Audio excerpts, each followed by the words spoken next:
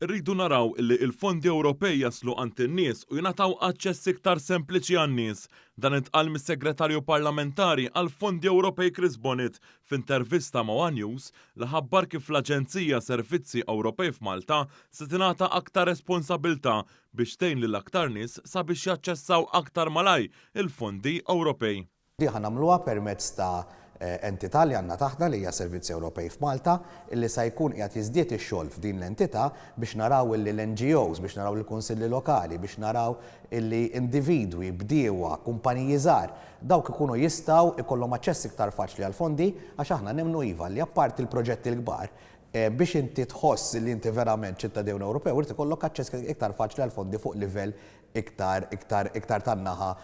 tal-ħajja ta' kuljum. F'din l-intervista, is-Segretarju Parlamentari sostna wkoll li jekk kif il-Kummissjoni Ewropea approvat il-programmi operattivi tal-Gvern Malti permezz ta' fondi Ewropej sal-2027, mis-sena d-dieħla pajjiżna se jibda jagħmel użu minn dawn il-fondi. Bonnet qal li f'Jannar il-Gvern Malti flimkien mal-Kummissjoni Ewropea se jkun qed iniedi dawn il-programmi minn fondi Ewropej. Issa ovvjament minn Jannar nibdew nużaw dawk il-fondi u se nkunu qegħdin nibdew is-sena propju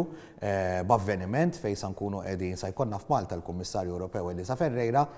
u flimkien mal-Prim Ministru se nkunu qegħdin inniedu dawn il-programmi kollha, dawn il-programmi li se joħduna għas-7 snin illi ġejjin bil-viżjoni għal Malta propju għal dan il-perjodu ta' żmien. Is-Segretarju Parlamentari Bonnet spjega li dawn il-programmi ta' fondi Ewropej se joqtu diversi setturi fosthom is-saħħa, l-edukazzjoni, l-ambjent u anke sabiex issir il-qalba diġitali.